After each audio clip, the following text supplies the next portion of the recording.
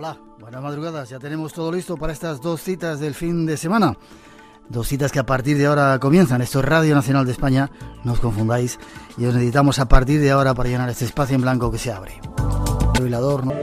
2:13, 1:13 en las Islas Canarias. Me dicen nuestros compañeros de producción que si habéis vivido una experiencia misteriosa y queréis someteros a esa prueba que vamos a hacer de regresión, hay un teléfono, un contestador automático, dejáis ahí vuestros datos, número de teléfono, DNI, el teléfono apuntarlo 91-346-1055, 91-346-1055, funciona las 24 horas y nos contáis vuestro caso, dais los datos personales y un número de contacto y enseguida tratamos de que seáis nuestros invitados aquí en el programa. ¿Te ha gustado? Mucho, Miguel. ¿Cómo estás, Diego?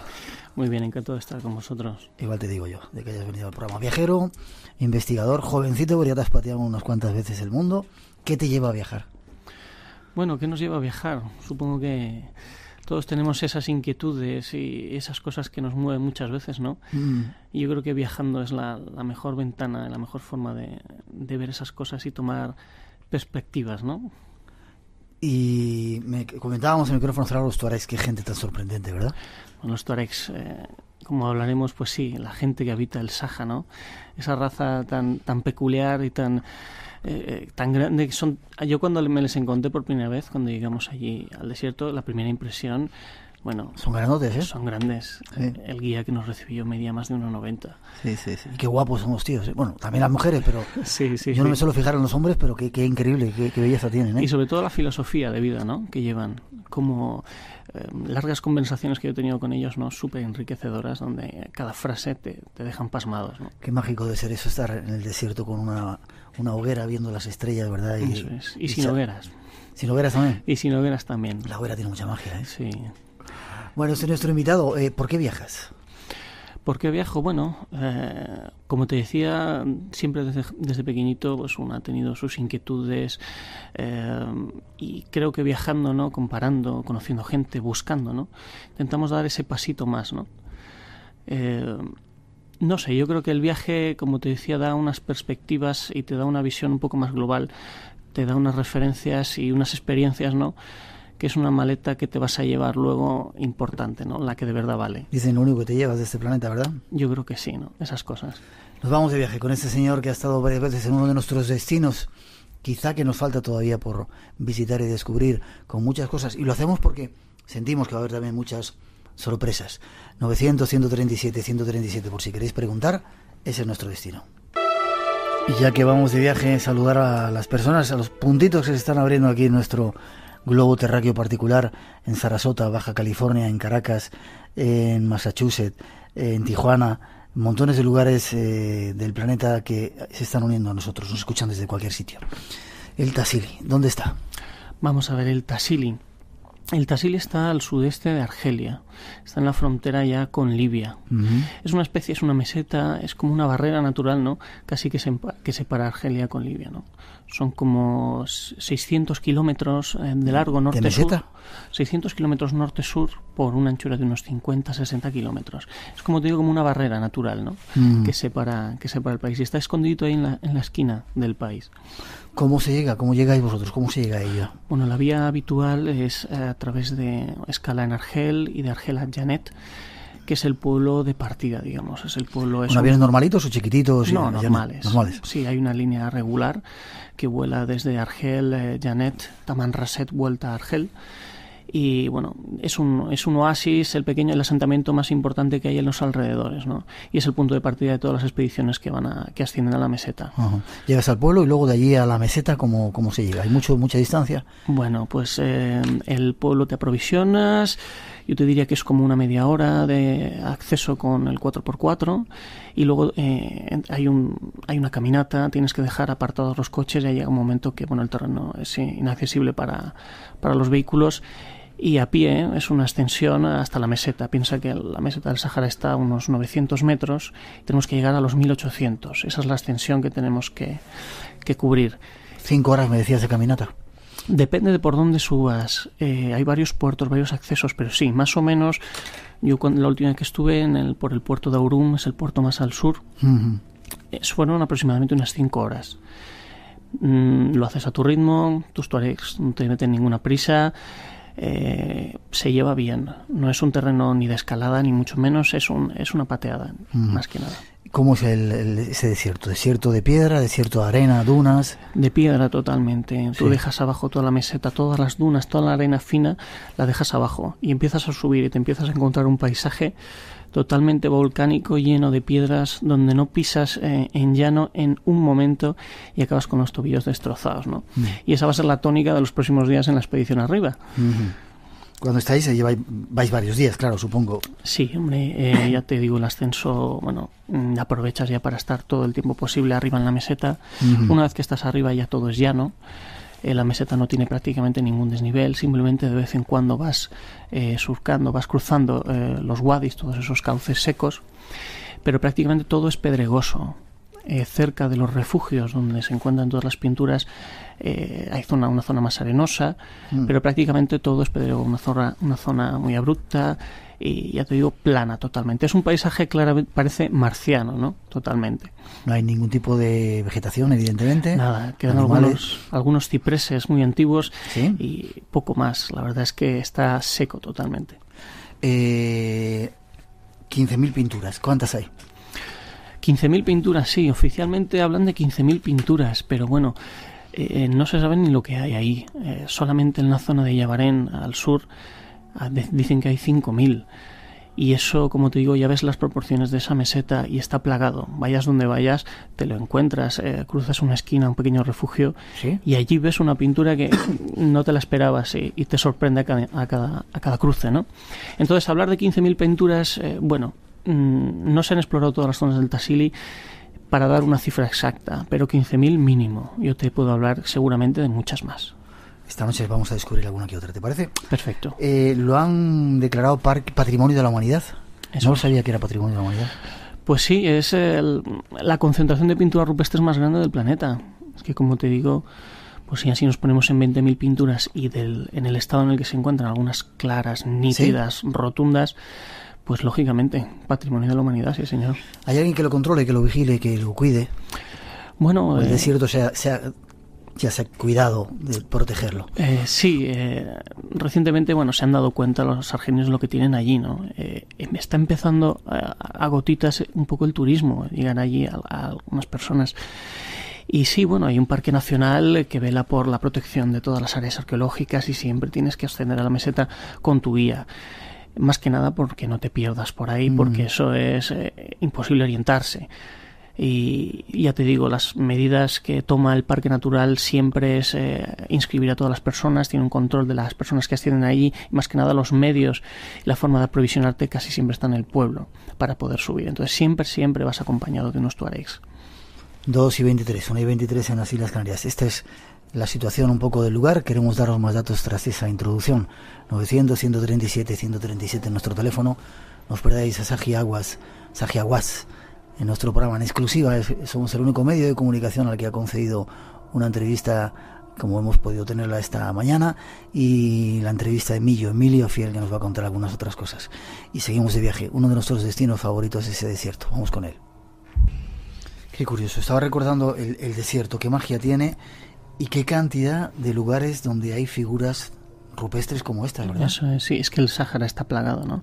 Es el testigo de lo que fue, ¿no? El Sáhara, como bien decía en la introducción, bueno, no podemos imaginarnos cómo era antes a vista de lo que es hoy. El Sáhara era una sabana, un vergel, lo podemos ver en todos los grabados y pinturas, ¿no?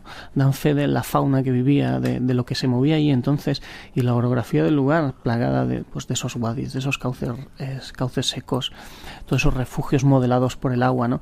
Es que no es que fuera un lugar húmedo, es que era totalmente selvático, ¿no? Y una fauna, pues imagínate, todos los asentamientos, los primeros asentamientos surgieron de allí.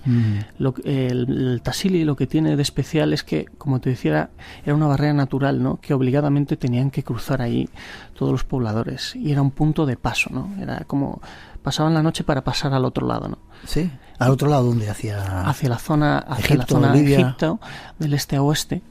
era un punto de paso obligado y bueno, ahí dan fe todas esas pinturas que vemos como múltiples pobladores fue el punto de paso y una de las rutas africanas que se tomaron, ¿no? ¿Y por qué en ese lugar concreto se pusieron y se dispusieron a pintar tantas cosas? Pues supongo no habrá sido solamente en un tiempo, sino a lo largo de muchos tiempos, ¿no? Sí, hay diferentes periodos en las pinturas, se ven muy claros los estilos, se han catalogado así muy por encima el periodo primero, el más antiguo de cabezas redondas, posteriormente que nos remonta, bueno, se habla del 6000, 7000 antes de Cristo. Después hablaríamos de un periodo de póvido, ¿no? Del ganado, un periodo de caza, luego el periodo del caballo, del camello. Todo nos va hablando de las diferentes etapas por las que ha pasado, ¿no? Y efectivamente pues dan fe de todo, del transcurso del tiempo y de las diferentes evoluciones de las poblaciones que han pasado por allí. Y un punto de paso obligado. ¿Por qué allí? Pues no sé, no sabría decirte. Es un lugar como ningún otro para poder pintar. Los refugios son unas paredes perfectas para esto, ¿no? Como decirte, yo creo que no hay un lugar más mágico para dejar una impronta como es el Tassili, ¿no? Apartado, solitario, en un alto, en el medio del desierto, ¿no? Apartado, solitario. Y en un refugio. No son fácilmente visibles desde fuera. Es decir, si quieres verlas hay que buscarlas, ¿no? Sí, efectivamente. O sea, que habría algún tipo de intención de, no sé, oculta, de dejarlo ahí. No diría oculta. Simplemente en la meseta es que está horadada totalmente surcada y constantemente hay refugios. Por todos lados te encuentras estos abrigos y las pinturas están por doquier, es que las ves en cualquier refugio, no creo que haya una intención de ocultarlas. Simplemente hay tantas que, bueno, ¿por qué ese punto? Yo creo que los siguientes pobladores vieron lo que allí ya había y siguieron la tónica allí dominante, ¿no? O sea, estás diciendo que alguien dejó allí algo. Allí había pinturas, ¿no? Yeah. Desde hace muchos años, muchos milenios. Y has hablado de cabezas redondas, hablaremos después de ellos. Perfecto. ¿Cómo se descubre? ¿Cuál es la historia de este asunto? Bueno, el Tassili, el entonces teniente Brenans en una patrulla policial pasó por allí, ¿no? Franceses. Uh-huh. Se encontraron, Brenans quedó alucinado de lo que allí vio, relata de unas imágenes sobre todo del tamaño, ¿no? Muy grandes. Enseguida dio la alarma y avisó a París y se puso en contacto con el Museo del Hombre. Henry Lot, por entonces, arqueólogo, enseguida especialista en el desierto, en el Sáhara, que se lo había recorrido de arriba abajo, vino enseguida a Janet, al pueblecito, y subió con el teniente Brenans a conocer eso. Quedaron fascinados ambos y juntos prepararon un proyecto. Pero bueno, por una serie de avatares, la guerra en medio, hasta 20 años después no pudieron empezar. Entonces ya solo quedó Henry Lot, que fue el que inició y dirigió la primera expedición al Tassili. Y esto ya fue en el 56. Y en el 56 este grupo que fue para allá estuvo, pues como decían, creo que 16 meses, cosas así. Y se dedicaron a calcar y a retratar todos los dibujos que allí habían. Gracias a eso, en parte, tenemos hoy en día escondidos en el ahora reformándose Museo del Hombre en París los calcos de Lot, que bueno, son increíbles, no tienen la nitidez con la que calcaron esas pinturas rupestres, es increíble, ¿no? Lo negativo es que bueno, eso tuvo su efecto en aquellas paredes, ¿no? Que en algunos casos fueron desastrosos los efectos que hicieron sobre las pinturas rupestres, ¿no? Mucha gente, supongo que al haberlo conocido quisieron ir a verlas y ahí empezó su degradación. Sí, bueno, lo que pasa es que las expediciones, imagínate en el lugar que está, empezaron mucho después. No se ha hecho realmente un trabajo científico serio en el lugar, no ha habido mucha voluntad y ya te digo, ha sido hasta ahora muy recientemente cuando han empezado a hacer trabajos. Recientemente, en el 2008, ha sido cuando ha empezado un proyecto argelino-francés que es el que está haciendo algo realmente, está intentando conseguir datar, resaltar todas las pinturas, porque imagínate, eso está lleno de capas, ves los diferentes periodos por capas, se superponen unas pinturas a otras, es abrumador, ¿no? Y están intentando realmente hacer un trabajo científico serio ahora, en el 2008. O sea que realmente eso ha estado muy virgen hasta hace 4 días.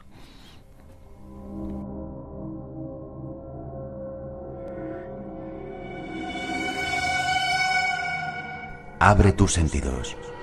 Un nuevo universo de respuestas te espera. Espacio en Blanco. En Radio Nacional de España, con Miguel Blanco. El misterio continúa. 900-137-137, nuestro teléfono por si queréis preguntar o participar. Mira, acaban de engancharse alguien en Riyadh. en los Emiratos. Nos escuchan, no sé si ves que tengo aquí un mapita. Sí, el mapa. Y voy viendo cómo se me engancha gente de diferentes partes del mundo. Nos escuchan también en África. Algunas veces he visto algún puntito que ha salido. Supongo que será Argelia, porque el mapa te dice el lugar, pero ahí deben ser nombres desconocidos y sale la banderita por ahí. Es muy gráfico, ¿no? La imagen del globo con los puntitos. Sí, está muy bien. Dices que desde esa expedición de Lot no ha habido otras expediciones que se han tomado en serio lo que hay ahí. No ha habido nada importante, sí ha habido algunas, se han hecho algunos seminarios, algunos intentos, pero cosa de días. No ha habido ningún proyecto realmente serio que haya intentado abarcar esto de una forma científica y con especialistas. Y te digo, esa raíz de Malika Hachiz y Jean-Luc Leclerc por parte de Francia son los que están trabajando actualmente. Y bueno, si quieres me meto un poco el trabajo que están haciendo, sí, es muy interesante. Vale. Ellos, lo primero que dicen en los informes es que la datación directa de las pinturas es muy difícil. ¿Sabes que no está claro que sean 10.000, 15.000 años, como se dicen? ¿O? Es que es complicado. Las fechas clásicas que se manejan de las primeras pinturas hablan del 6.000 antes de Cristo. Ajá. Pero sacar materia orgánica para datar por carbono 14, eso es muy complicado. Para cualquier muestra de datación tiene que ser de un tamaño importante, lógicamente muestras que no consiguen. Entonces las dataciones que están intentando hacer son por métodos indirectos, es decir, están a través de los sedimentos y los diferentes estratos sedimentarios, están intentando averiguar y conocer los diferentes paleoclimas, los climas antiguos, y en las diferentes épocas en las que se ha movido ese terreno, ¿no? Y a partir de ahí asociarlo a las pinturas. Entonces, más que nada están estudiando el terreno, los suelos, los estratos y poder, como te digo, asignar a cada uno de los periodos que hemos comentado antes de pinturas a una época. Que como vemos, el Tassili ha pasado pues por todos los periodos que nos podamos imaginar, unos periodos muy húmedos a muy áridos como los vemos ahora, y se ven nítidamente muchas franjas que vemos en las propias paredes, ¿no? Hablábamos de que antes el Tassili, esa zona del Sáhara, era una selva. Se convirtió en desierto hace 8.000 años más o menos. Bueno, sí, aproximadamente. El proceso fue largo, no fue algo repentino, pero sí, a partir del 7.000, 6.000, a partir de ahí empezó a desecarse, pero fue un proceso bastante lento. Se pensaba antes que fue algo más brusco, pero en los últimos estudios indican que ha sido algo bastante lento el proceso. Hasta, mira, en los años 50, Henry Lot ya hablaba de que se veían, cuando llovía un poco, se veían cascadas en la meseta. Entonces, asociamos esos periodos muchas veces también a las pinturas rupestres. Vemos como, por ejemplo, el periodo del caballo te hablaba de una época de pastos donde había más agua, y luego ya pasó directamente al camello, ¿no? Señalándonos la época mucho más árida, cambiando el animal que utilizaban, ¿no? Dentro de un momento vamos a hablar de las figuras, pero en esta introducción hablábamos de extrañas figuras de rinocerontes, por ejemplo, 7,5 metros y elefantes de 4,5 metros de altura. Y lo que el otro día hablábamos, y es un poco la característica que saben los estudiosos de estas pinturas, es que esa gente pintaba lo que veía. Es decir, si pintaba un bicharraco grande es porque era grande, no se lo inventaba. Sí, bueno, es lo típico, se asocia, ¿no? Cuando una representación gráfica, sí, puedes pensar que puedes atribuir a la imaginería, ¿no? Muchas imágenes, ¿no? Pero claramente ves unas junto a otras escenas tradicionales, escenas típicas de cotidianas, ¿no?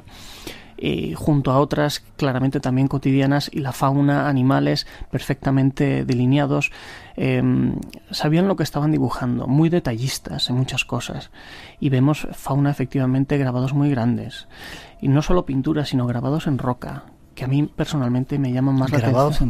Grabados en roca, surcos, todavía mucho más antiguos. Los surcos es lo más antiguo que podemos encontrar en cuanto a arte rupestre allí en el Tassili. Nos remontan ya muchos años antes, muchos milenios antes.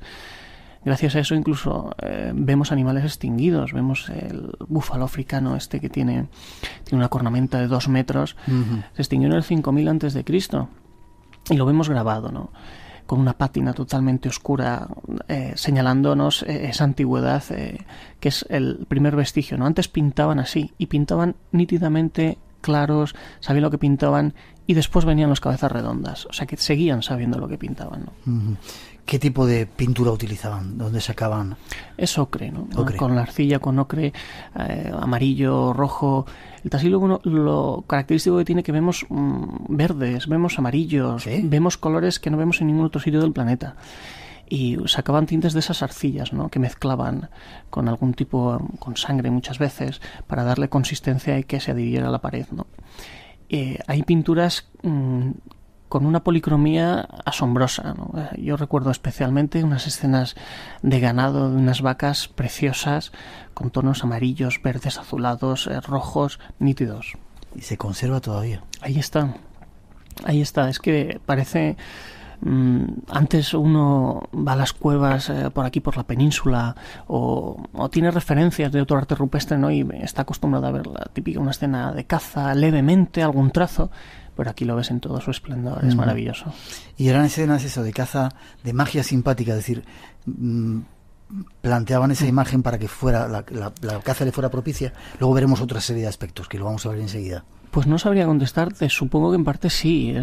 Hay escenas cotidianas de todo tipo, hay escenas clásicas de hogareñas, por llamarlo de una manera, incluso de peluquería, recuerdo. ¿Sí? Sí, que no creo que tuvieran ese tipo de connotaciones de magia simpática, ¿no? Pero sí que muchas escenas de caza, hay muchas escenas festivas o de bailes, ¿no? Y hay de todo. O sea, es que te abruma la cantidad de información que tienes allí por metro cuadrado, ¿no? Debían ser muy artistas y muchos artistas, ¿no? Para dejar esos dibujos tan bonitos ahí. Mucho tiempo, muchos milenios también. Ya. Muchas personas las que pasaron por ahí. 2:38, seguimos avanzando. 1:38 en las Islas Canarias, 900, 137, 137. Nos vamos a descubrir el significado y alguna de esas figuras inquietantes que hay en el Tassili.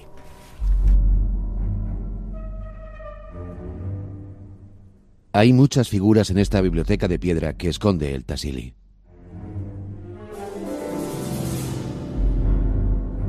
Junto a pinturas de claro significado realista, existen otras más abstractas, en donde el artista quiso posiblemente reflejar un mundo onírico o de clara influencia trascendental.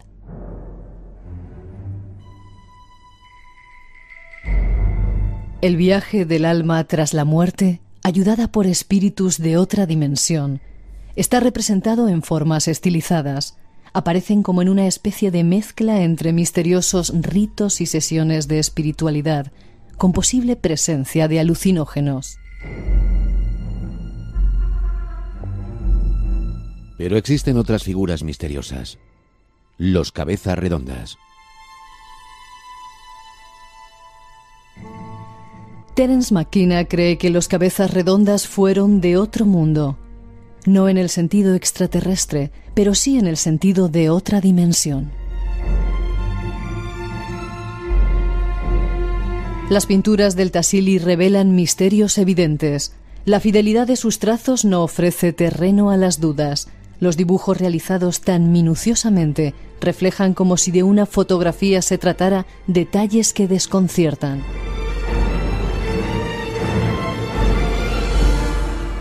La primera vez que Lot llegó a la región de Jalabem, cuyo significado en tuareg es los gigantes, se encontró con que las paredes reflejaban a sus antiguos pobladores junto a unos enigmáticos cabezas redondas, una suerte de personajes extraños cuya imagen siempre se representa con una especie de máscara o escafandra y solo 4 dedos en sus manos. ¿Quiénes son estos extraños personajes? Nuestro invitado tiene respuestas.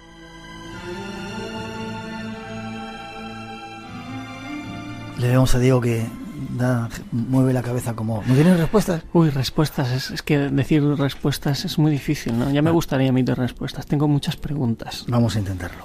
Diferentes tipos de figuras. Has dicho antes que había diferentes etapas, ¿las vamos a repetir si no te importa? Sí, claramente se ven por unos estilos muy marcados y diferentes. El primero, el más antiguo, el que le vemos claramente más afectado también, es el de las cabezas redondas, ¿no? Estos términos los asignó Henry Lot cuando fue para allá, ¿no? Asignó cabezas redondas a este primer periodo, que ya no remonta a 6.000, 7.000 años antes de Cristo. El más antiguo, qué curioso. El primero. El primero en cuanto a arte parietal, ¿no? Arte de pinturas en paredes, pero no el primero en la zona. Como te decía, más antiguo todavía son los grabados en roca, que nos hablan de fauna. Posterior a este ya es el periodo del ganado, el periodo bóvido, ¿no? Es un estilo más tradicional, escenas de caza, escenas más tradicionales.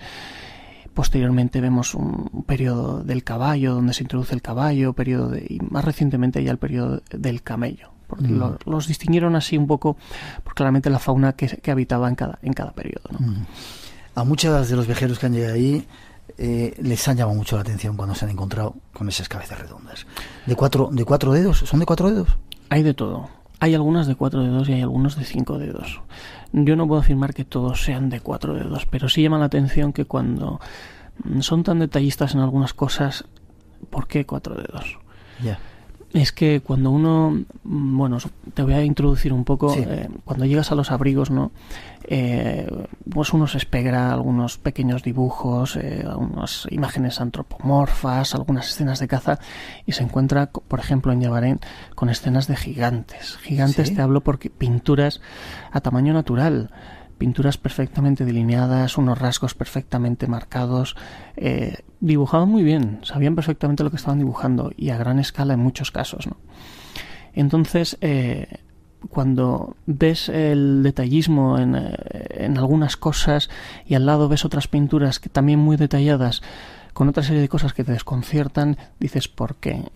Lo atribuimos a la imaginería, lo atribuimos a sueños, a dioses, a una imagen de alguna divinidad, ¿o qué estamos viendo? ¿Realmente lo vieron? ¿No lo vieron? No lo sé. El caso es que está ahí, ¿no? Y por lo menos desconcierta, ¿no? Porque las cabezas redondas, como te decía, son imágenes de todos los tamaños, más bien grandes siempre. Unas cabezas perfectamente redondas. Como si llevaran un casco, una escapandra. Eso es, te comentaba, tiene una línea siempre que separa el cuello, con una especie de arrugas que delinean ese cuello y lo perfilan, ¿no? Unos extraños círculos, signos en esa careta que llaman los tuaregs, ¿no? Claramente dicen que es una careta, que no son ojos. O sea, si era una careta, estos hombres no veían, porque no tenían ojos, tenían siempre una especie de círculo central, a modo de... ¿Tercer ojo, así en el centro? Sí, como a modo de mirilla, no tenían 2 ojos, solo un ojo central. Y unos trajes hinchados, tenían una especie de... la forma, la vestimenta, ya no sabes si decirte la vestimenta o la propia morfología del cuerpo, ¿no? Siempre es hinchada y abombada y ceñida a un cinturón.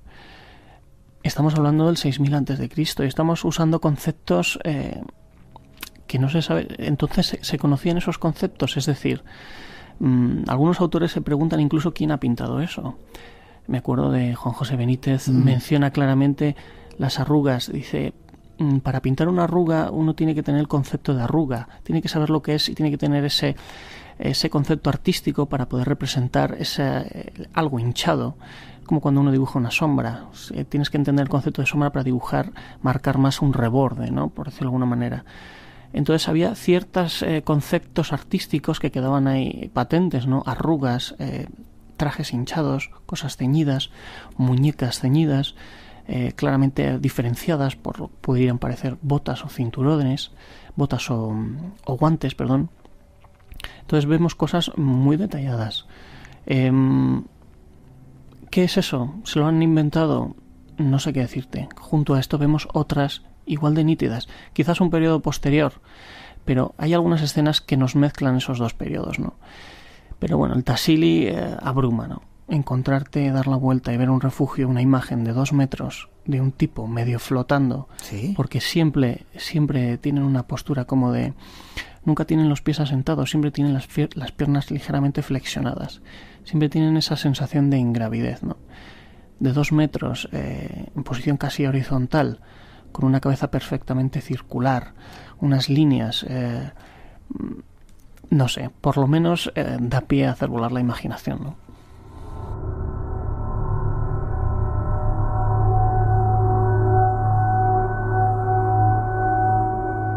Vamos a dejar que Diego se sirva un poco de agua. 900-137-137 es nuestro teléfono. No te pregunto antes, ¿hace mucho frío en la zona? Pues sí hace frío. Piensa que estamos a 1800-1900 metros de altura. De día no hace calor, pero corre el aire. No hace excesivo calor y por la noche hace mucho frío. No hace fresco, hace frío de verdad. Más imágenes que sean descubierto ahí. Antes de nada, esas cabezas redondas están todas en el mismo sitio, están diseminadas por muchos abrigos y a lo largo de toda esa cantidad. 600 kilómetros has dicho que tenía. Sí, toda la meseta son como unos 600 kilómetros norte-sur. Y hay en todos... Sobre todo en varias zonas, pero casi toda la meseta tiene zonas de cabezas redondas. Las zonas más importantes son la de Yabarén y en Sefar, sobre todo. Yabarén, como bien ha dicho la introducción, significa los gigantes. Uh-huh. Los gigantes por esto, ¿no? Por estas pinturas tan grandes y también por lo altas que están pintadas algunas de ellas, ¿no? ¿Qué significa? En la pared. Zonas altas. Sí, los abrigos, algunos son muy grandes, muy altos, y las pinturas están a lo mejor a 3 o 4 metros de altura. Entonces siempre los tuaregs decían que aquellos que lo pintaron eran unos gigantes, porque no otros podían llegar a esas alturas, ¿no? Uh-huh. Es decir, que están en diferentes lugares, son similares unos a otros. Se ven claramente los periodos, el estilo, ¿no? Y como te digo, en diferentes alturas muchas veces por esto de la antigüedad que te comentaba. Los suelos han cambiado mucho ahí en el Tassili, la orografía ha cambiado mucho, ha sufrido mucho estos cambios climáticos, ¿no? Ha pasado por periodos húmedos y muy áridos que han modificado todo ese suelo. Estos trabajos arqueológicos que te comentaba están incidiendo en esto, cómo el suelo que hoy vemos no tiene nada que ver con el de entonces. El suelo puede haber bajado 3 o 4 metros de lo que había antes. Es la explicación que da cómo esas pinturas estaban a tan altura, ¿no? Muchos movimientos, muchas corrientes, ha sido una zona con unas fuertes tormentas durante muchos años que ha modificado todo ese paisaje totalmente y ha hecho un corrimiento de tierras muy importante. Se ven claramente en los estratos sedimentarios y entonces ves como la parte más antigua, la que presenta una pátina antigua, la más alta es esta de los cabezas redondas, ¿no? Uh-huh. Es una de las formas que han asociado esta antigüedad, pero solapadas también ves estas otras pinturas algo más modernas, y entonces es una fusión de pinturas. Te vuelves loco buscando entre grabados, pinturas, ves unas piernas por aquí que se cruzan con una cabeza justo al lado. Y ahora están trabajando en eso, en poder separar esas capas para tener una visión nítida de estas imágenes, ¿no? Cuando estás allí tienes la libertad de poder ir por donde quieras y meterte en un abrigo y verlo. Totalmente, o sea, eso es para ti. Imagínate toda una meseta con un grabado que lo ves pegado a la nariz. Pegas la nariz ahí y te quedas asombrado de la nitidez. Es que hay algunos grabados increíbles, perfectamente detallados, donde ves animales que ven los ojos, hasta las pestañas de los ojos, dibujaban algunas pezuñas perfectamente delineadas y están ahí, las tienes a escasos centímetros de ti, ¿no? Pero eso constantemente, Miguel. Uh-huh. Nos preguntan, no sé si es el Facebook, por teléfono, ¿qué opina la gente de Tassili de esas pinturas? ¿Qué creen los tuaregs? Te iba a preguntar yo, ¿qué son esas pinturas? ¿Qué reflejan? Ellos simplemente reflejan que son los restos de sus antepasados, ¿no? La gente que allá habitó no le dan ninguna connotación ni ningún significado, no lo atribuyen a divinidades. Simplemente cuando vemos los cabezas redondas hablan que siempre iban con caretas. No dicen otra cosa. Vemos otras imágenes muy extrañas. A mí me llama mucho la atención lo que ellos llaman, por ejemplo, medusas. Enseguida le atribuyen un significado a lo que más pudieran asemejar, ¿no? Medusas. ¿Por qué medusas? Bueno, es una imagen redonda que le salen una especie de líneas hacia abajo, ¿no? Muy grande comparada con las imágenes de humanos que vemos al lado, ¿no? Le llaman las medusas. Pero me llama la atención siempre las proporciones, ¿no? Claramente siempre hay una proporción en las figuras antropomorfas y cuando dibujan otra cosa hay otra proporción, siempre más grande, ¿no? No sé, son muy sugerentes, por lo menos. ¿No te atreves a decir qué podían ser? No sabría decirte, no. Medusas no son, te lo digo, sobre todo, principalmente por esto de las proporciones. Naves estelares, pues podrían ser, ¿por qué no? Si nos metemos en hablar de los cabezas redondas como seres venidos del espacio, claramente, si entras en esa hipótesis, claramente lo que estás viendo allí son naves. ¿Por qué? Porque ves chorros de desplazamiento. Ves, la imagen claramente muestra un movimiento, ¿no? Un desplazamiento, ¿no? Y sobre todo esa comparación con lo que al lado estás viendo, porque además es del mismo periodo, ¿no? Uh-huh. Entonces, como eso hay otra serie de cosas, ¿no? bueno, intentas comparar, y de tantos grabados que intentas sacar una comparativa para asociar un grabado que en un momento dado puedes verlo aislado, en otro momento lo puedes ver asociado a algo, entonces sacas una idea de lo que estás viendo, ¿no? Y aún así es desconcertante, ¿no? Muchas de ellas.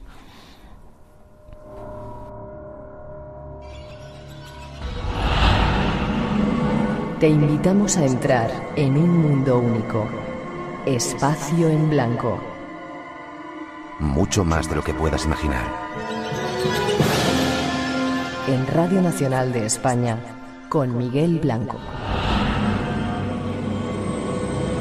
Y hablando esta noche de uno de los lugares que a mí me queda por conocer, están muchas zonas del desierto, pero no está todavía en ese sitio. Está como apartado, está ahí en una esquinita escondida esa meseta. Ya te contaré a ti, a unos amigos nuestros del Frente Polisario que nos decían que nos iban a llevar también a unos abrigos. Vimos fotografías, yo he visto algunos en el desierto del Sáhara con figuras increíbles que si no eran ovnis se parecían mucho.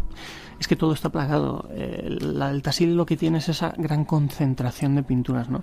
Y ese periodo de cabezas redondas. Pero también hay grabados, como dices, en todo el Sáhara. Fuera del Sáhara, bajo la meseta también hay. Yo estuve también, después de esa expedición al Tassili, una semana recorriendo los alrededores, una zona de dunas preciosa.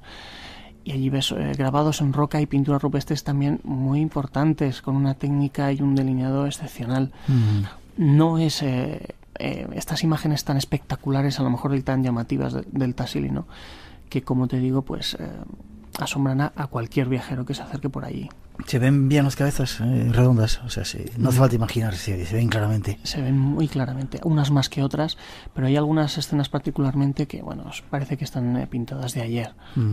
Escenas que te han llamado la atención. Hablábamos de un rapto. Sí, bueno, es una de las escenas míticas, ¿no?, que íbamos buscando. ¿La encontrasteis? Sí, el rapto está en la zona de Yabarén. El rapto es una imagen peculiar, ¿por qué? Porque asocia dos periodos. Se ve un cabeza redonda con mujeres del estilo posterior, del estilo bóvido, del estilo de la caza, ¿no? Entonces estás viendo actualmente, por desgracia, muy deteriorada, y yo creo, como otros colegas, aposta deteriorada, ¿sí?, esa imagen donde la primera figura, la cabeza, está totalmente machacada. Ha habido ahí una intención de borrar eso. Esa primera imagen tira de 4 mujeres. Las 4 mujeres... ¿Un cabeza redonda tira de 4 mujeres? Sí, es un cabeza redonda que lleva algo a la espalda. Un cabeza delineado como una persona muy delgada que lleva algo a la espalda y tira, como te digo, de una serie de 4 mujeres de diferentes edades. Parece una joven, otra lleva un niño a la espalda, otra embarazada, y tira de ellas, ¿no? Donde mejor se ve esa imagen es en un libro, una expedición española que fue en los años 70, que fueron los primeros que fotografiaron esa imagen, y en ese libro es el único que yo he conseguido ver esa imagen en todo su esplendor. Posteriormente las expediciones ya lo han visto deteriorado, pero igual que otros muchos. Muy peculiares son también las mujeres pájaros con aureus. ¿Cómo? Mujeres pájaros con aureus. Henry Lott, uno de los grabados que hizo, fue esas pequeñas mujeres con cabeza de pájaro que tenían los típicos aureus egipcios, ¿no? La serpiente, ¿no?, que sale de la frente, ¿no? Perfectas, nítidas. Si tú repasas el libro de Henry Lott, te asombras diciendo, esto es egipcio, pero no que pueda asemejarse, es claramente egipcio. Eso nos puede dar pie a otro debate, ¿no?, de las corrientes y las rutas, ¿no?, que pudieran haber pasado por ahí, y las influencias egipcias, africanas que hubo allí, ¿no?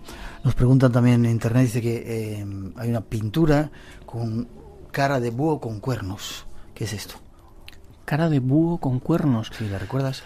Hay muchas pinturas, esa concretamente no. Hay muchas pinturas que mezclan personas con cabezas de animales o cuerpo de animal con cabeza de persona, que mezclan esas mutaciones extrañas, ¿no? Hay muchos seres con cuernos, muchas cabezas redondas que llevan cuernos.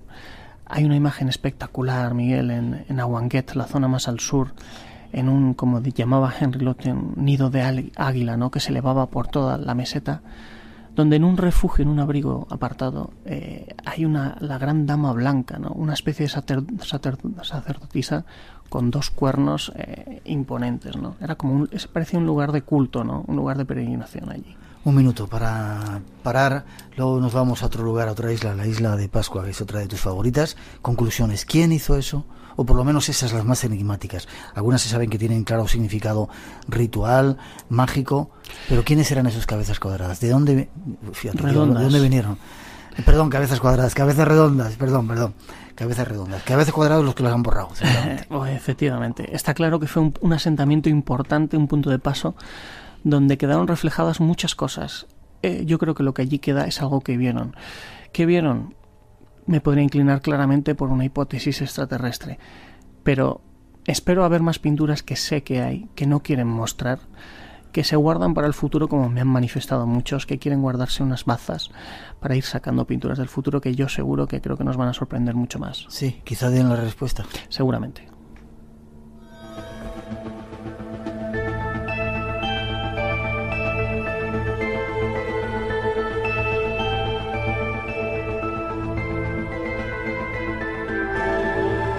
Tenemos que hacer una mínima pausa. Llegan las noticias de las 3, las 2 en las Islas Canarias. Después continuamos. Nos vamos a llevar de viaje hasta Pascua, otro de los lugares míticos y mágicos y misteriosos de este planeta. Estará en exclusiva con nosotros Saji Aguas y estará Emilio Fiel hablándonos de cosas que seguramente llevamos esperando mucho tiempo. El concurso continúa 900-137-137 con llamada gratuita por si queréis intervenir. Hacemos una mínima pausa y regresamos y escuchar los saludos. No os vayáis, que tenemos mucho que contaros todavía.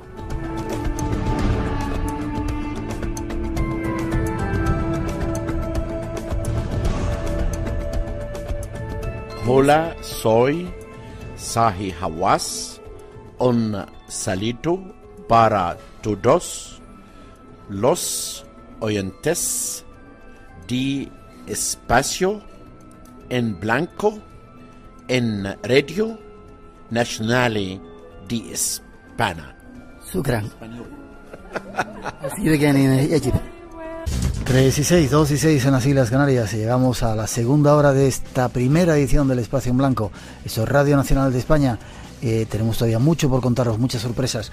En un momento llega Emilio Fiel, Millo, a contarnos algunas revelaciones que pueden ser tremendamente importantes para nuestro futuro. Y Saji Aguas, una entrevista en exclusiva que hemos hecho esta misma mañana con él.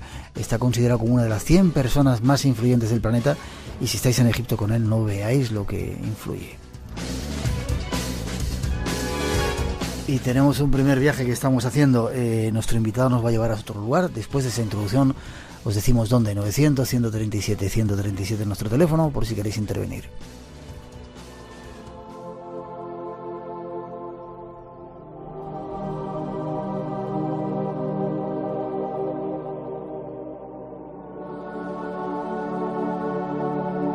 Después de más de 2 siglos de investigación, la isla de Pascua aún resulta ser un verdadero misterio para los arqueólogos e investigadores del mundo.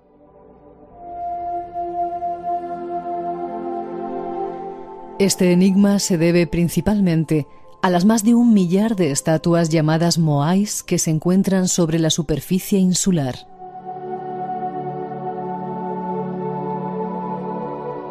¿Para qué fueron construidos estos moais? ¿Cómo los construyeron? ¿Desde hace cuánto tiempo? ¿A quiénes representan?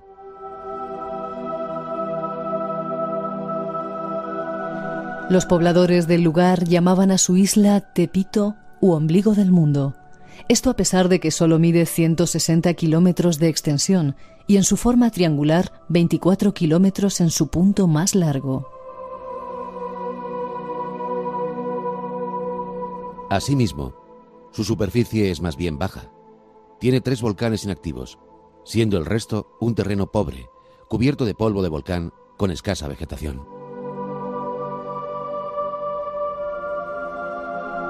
Ante esto surge la primera pregunta. ¿Por qué los pobladores buscaron un lugar tan poco fértil para asentarse? Esta es una de las muchas preguntas que esta noche deseamos contestar. Otro destino nuevo. Pero déjame antes, Diego, que salude a Driss Kuali, que nos llama, nos envía un mensaje desde Tánger, invitándonos a ir a Tánger, que dice que hay muchos misterios. Gracias, Driss, ahí vamos. Y a Leonardo Mondragón de Tijuana, México, que también nos dice que vayamos para allá.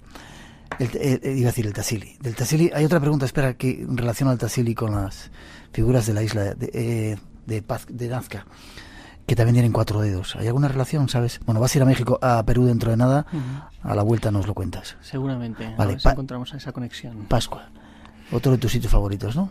¿Por qué decir mi favorito? ¿Sí?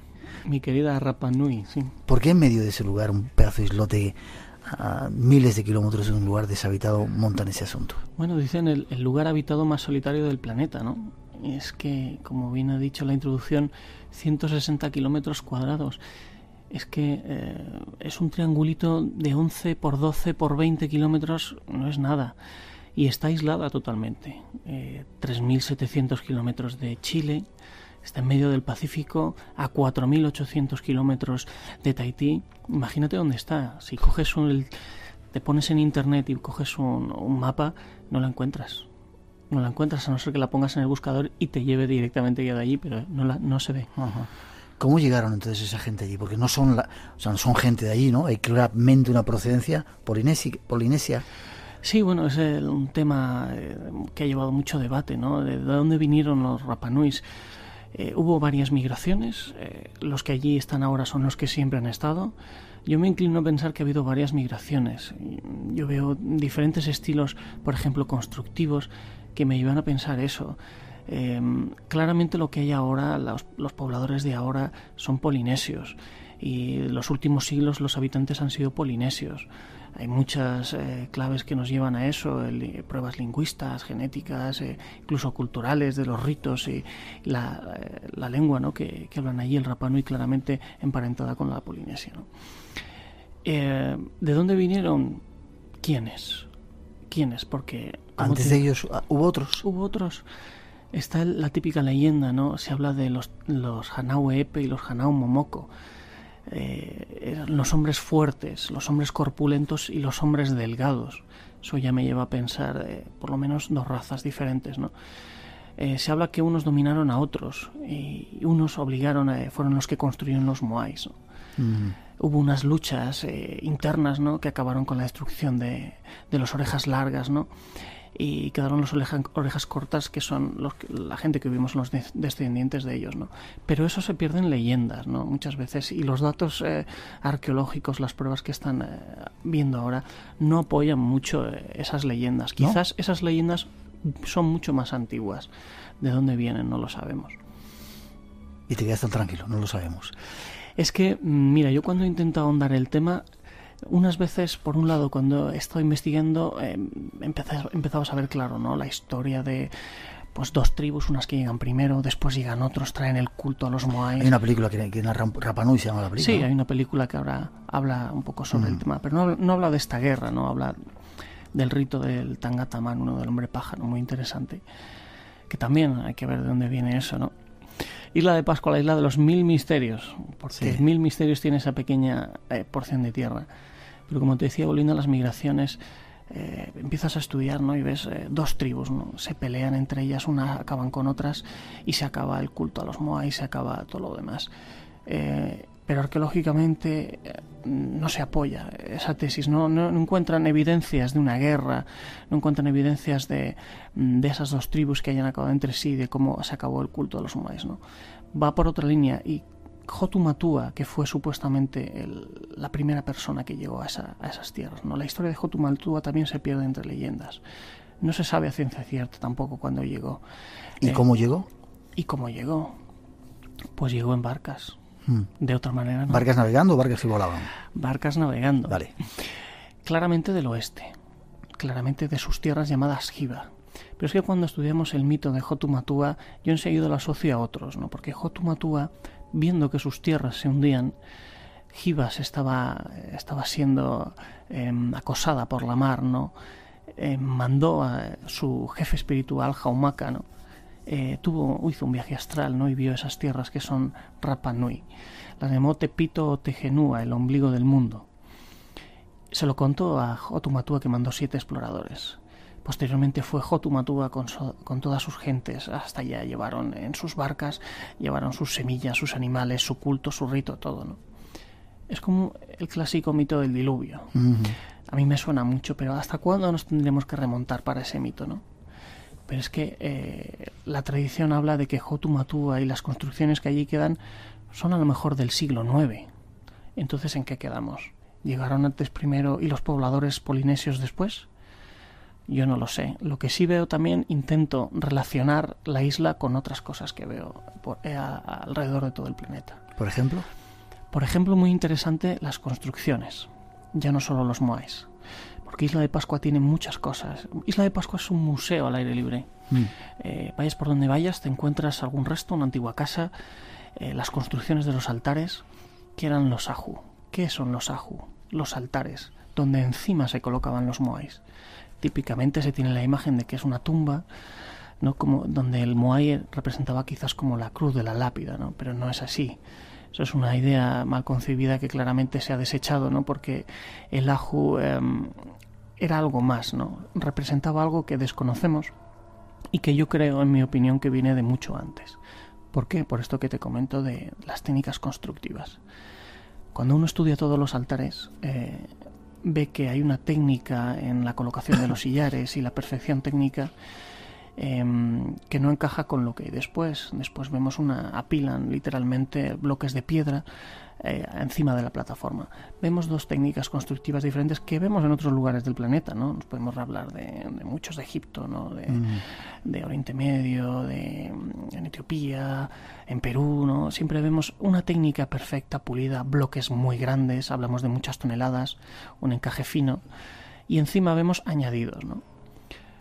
Claramente dos técnicas, dos culturas que movieron eso. ¿Por qué perdieron esa técnica de construcción? No se perdió. O sea, cuando uno pierde, como se habla mucho en Egipto, ¿no? Es que hubo épocas de mayor esplendor, de mayores recursos, se pudo tirar de más gente, pero uno puede hacer cosas más grandes o más pequeñas, pero no peores en técnica. La técnica no la pierdes, ¿no? Y eso lo vemos en Rapa Nui también claramente. Entonces hay cosas que a mí me remontan a otra época, lo que no sé es a cuándo. Y los moais, a día de hoy, yo todavía no sé asociarlos a qué época. Vemos restos de que han sido trabajados en época posterior, ¿no? Las dataciones del trabajo los sitúan entre el siglo IX y siglo XII. Ajá. Pero no me cuadran tampoco. Esas moles pétreas, algunas tan inmensas como de 300 toneladas, ¿no? Que están ahí abandonadas en la isla. ¿Te parece, hijo, que lo dejemos ahí? Perfecto. Y vuelves al programa. Pues dará para un programa de sobra. Seguro.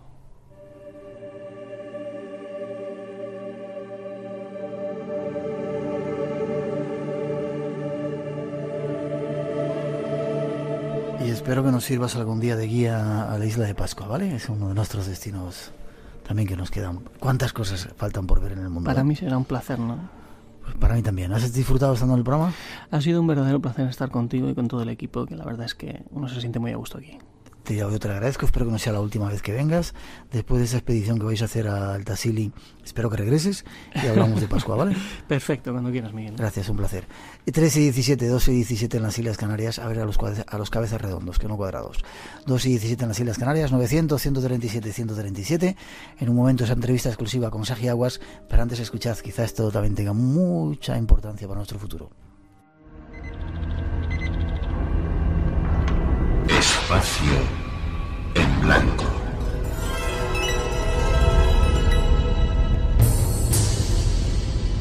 Un viaje hacia otros mundos.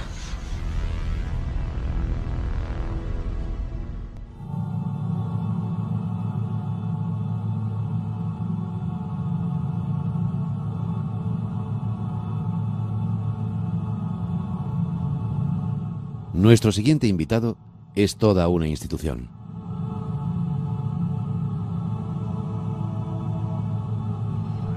Fue uno de los primeros en alzar la voz y crear las primeras comunidades utópicas en nuestro país.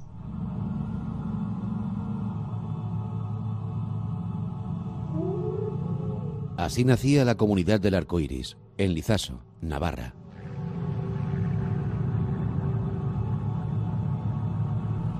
El camino prosiguió y se fueron tendiendo puentes con otras sabidurías, con la oriental, con el zen, el sufismo, con los hindúes y con los mayas. En estos últimos tiempos se han tendido puentes entre culturas. El puente de Viricuta es un ejemplo de ellos.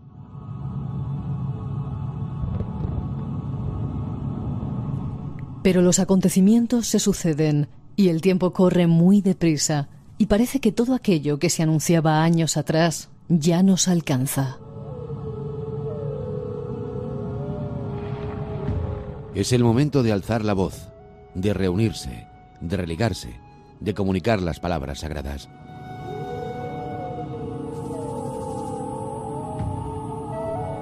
Y nosotros prestamos nuestra voz para ello. Escuchad. Lo que nuestro próximo invitado nos cuenta puede ser vital para el futuro que se acerca.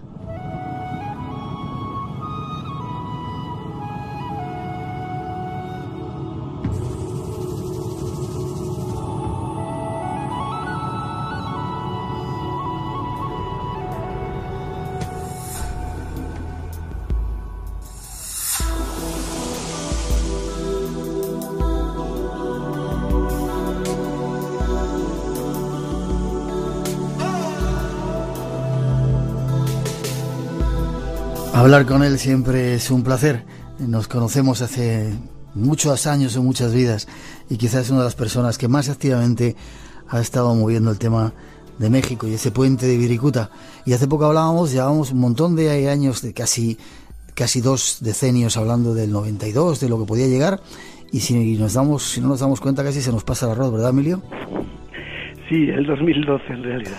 ¿He dicho 2002? Sí, no, has dicho 92. Sí, ya no sé que lo fue que... el despertar del corazón de Hispania. Sí, señor. Estaba acordándome de ese programa que hicimos ¿te acuerdas? En el Monte del Gozo. Uy, sí, con Venezuela, con Argentina, con México, con todo, sí, ¿verdad? Y los con concheros. Anita delante allí, exactamente, y los concheros que llegaron allí a llenar de luz y de color Santiago de Compostela, qué bonito. Sí, que hicimos la peregrinación a pie, danzando por todo el camino. Cierto, y bueno, cierto. Nos juntamos al fin allí como 5.000 personas, fue una cosa fuerte realmente.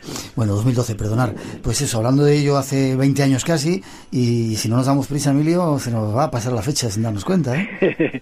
Por eso estoy yo ya moviendo los hilos, porque es que de verdad el tiempo ya sabes cómo es. Es increíble cómo pasa. Y nosotros a tus órdenes. Acabamos de regresar tanto tú como nosotros de México.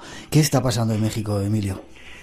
Bueno, en principio está saliendo toda la basura de una forma tan violenta que resulta, resulta algo significativo. No es normal que haya matanzas ya en este tiempo, no es normal que los encargados de la inmigración vendan como esclavos a los inmigrantes, no es normal que tanta basura junta se una y pueda salir a la luz. Solo es normal, ¿por qué? Pues porque México juega un papel esencial en lo que está por venir y tiene que limpiarse todo el camino, tiene que limpiarse toda la polución que existe y todos los problemas en la policía, en el gobierno, en tantas cosas. Están tan acostumbrados a pasar, a obedecer, a sufrir, que ha llegado el momento también de poner cara a estas cosas. ¿Lo has encontrado cambiado en este último viaje tuyo? Acabas de regresar también, ¿verdad? Sí, he estado 3 semanas haciendo diferentes cosas. Pues la verdad es que estaba mucho más en boca de todos el hecho de que han estado muy pasivos muy largo tiempo y era el momento de tomar acciones prácticas. Así que la conciencia realmente estaba muy fuerte, aunque sabemos por otro lado que estos narcos que compran armas en Estados Unidos mejor que las de la policía, pues solo pueden ser detenidos a veces con tanques y aviones si somos un poco brutos, y de otra manera pues con el cambio de conciencia, con el hecho de que los jóvenes no pueden tener como objetivo, después del cierre de las fronteras americanas, dedicarse solo al narcotráfico y cantar corridos de gentes que pasan drogas. Narcosatánicos, ¿verdad? Eso que tenían. ¿Cómo se llaman? Narcosatánicos los llaman en algunos sitios. Pues es que he oído cada cosa sobre monjitas que pasan droga y sobre... no ves. ¿Sabes lo que nos pasó a nosotros? Y quizá también es curioso. Allí en Teotihuacán queríamos celebrar un pequeño ritual y la gente del gobierno no nos lo permitió porque decía que los indígenas no podían hacer esa serie de cosas ahí. Qué curioso también, ¿no? Sí, que los que han montado el propio Teotihuacán. Exactamente, ellos no podían hacerlo. Ellos no pueden hacerlo. Solo los turistas, pero bueno. Sin embargo, parece que los ancianos y las ancianas se están movilizando para preparar algo, ¿no?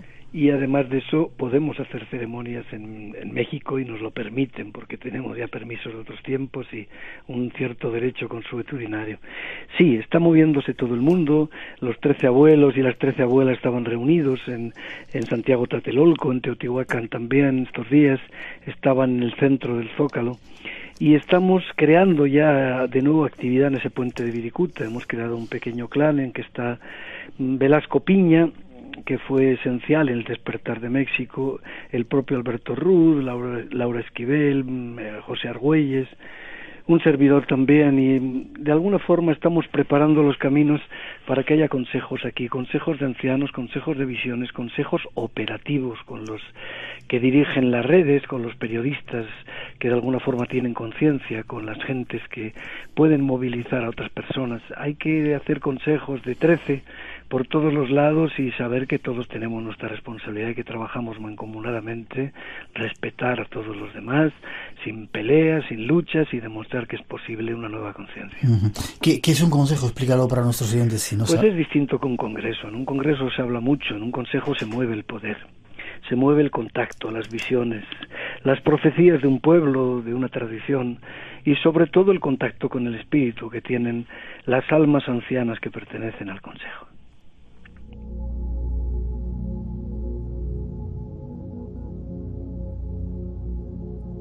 Te iba a decir una palabrota malsonante para expresar lo bien y lo claro que lo tienes, Emilio Millo. Que, bueno, no lo digo. Allí se están moviendo ellos ya, esos 13 ancianos, ¿no? Que representan a diferentes tribus, a diferentes clanes. Sí, a diferentes tradiciones, zapotecas, toltecas, olmecas, y de alguna forma por un lado están ellos. Como digo, hay bastantes tipos de consejos: el consejo de almas ancianas, el consejo de visiones y guardianes de la tierra, los consejos operativos, y en todos ellos estamos participando aquí y allá, en uno y en otro. En este caso, como único jefe mayor de la tradición conchera, que quizás sea la más reconocida dentro de México, pues me ha tocado, junto con el participar en la familia Rembo y en esos buenos amigos que hicimos hace tantos años, pues me ha tocado estar en varios de ellos y empezar a preparar aquí mismo también ese papel. Necesitamos aquí también jugar ese juego con mentalidad muy abierta y sabiendo que nos necesitamos todos unos a otros. Hay gentes magníficas también entre nosotros y tenemos que empezar ya a asociarnos y a tomar decisiones conjuntas. La más importante de todas las decisiones es qué intentos colectivos y planetarios preparamos para el 2012, para el 2013 en el calendario maya. Igual que aquí en el 92, ya que antes comenzabas por eso, fue Santiago, Señor de los Cuatro Vientos, despierta el corazón de Hispania. Y años después, haz florecer el corazón de Hispania. Hace falta un intento claro, como se ha utilizado en México justamente la palabra México, México, como palabra de poder. Has hablado de algunos personajes como Velasco Piña, Alberto Ruz, el hijo del descubridor de la tumba del señor de Pacal, José Argüelles, y tú, tremenda fuerza la que hay ahí, ¿no? Preparada, Millo. Pues la verdad es que la hermandad con Alberto, que es de sangre y antigua, y con algunos jefes mayas, lacandones, quichés, pues es una hermandad que nunca se ha puesto en duda. Él ha estado 13 años por Colombia, por Brasil, trabajando con el ministro de Cultura en las favelas, pero también en medio de los francotiradores, de los guerrilleros, de los gubernamentales, con su caravana de la paz. Y yo he estado haciendo el camino aquí de otra manera. Ahora estoy en Libramae, en Borja, en Zaragoza, y la verdad es que la hermandad está viva, ha sido instantáneo, no ha hecho falta nada, simplemente ponernos de nuevo, y hemos estado con Masaru Emoto dando unas conferencias y bendiciendo el agua de Chapultepec, dando unas conferencias en Coyoacán, haciendo unas ceremonias en las faldas del Iztaccíhuatl muy poderosas. La verdad es que ha habido de todo, y también con los concheros, en un viento que se llama Los Remedios y otro que se llama El Señor de los Milagros, en el Paricutín, que es otro de los volcanes mexicanos. Poderosas cosas que hemos movido y mucha gente dispuesta a la acción en medio de un México convulso. Es curioso lo que tú dices, eso de la hermandad. Puede que estés muchos años sin tener contacto con la persona, pero llega el momento y se renueva o se recupera ese contacto como si hubiera sido ayer el último día que nos vimos, ¿verdad? Te veo, Miguel, que dirían en Avatar. Alberto Rus hace mucho tiempo que también le perdimos la pista. Emilio Millo, ¿qué hacer? Mucha gente dice que ya ha terminado el tiempo de hablar. ¿Cómo nos ponemos en marcha en estos días? Bueno, pues tenemos a nivel de evolución personal solo los nombres muy rápidamente, pues con lo mismo de siempre: el silencio interno, el amor incondicional, esa aspiración espiritual, esa impecabilidad, esa apertura hacia los mundos sutiles que nos permita ver lo invisible, oír lo que nadie pronuncia. Tenemos que descender o hacer descender el alma del pecho al vientre para entrar en una espiritualidad instintiva, celular, distinta del me gusta, me disgusta.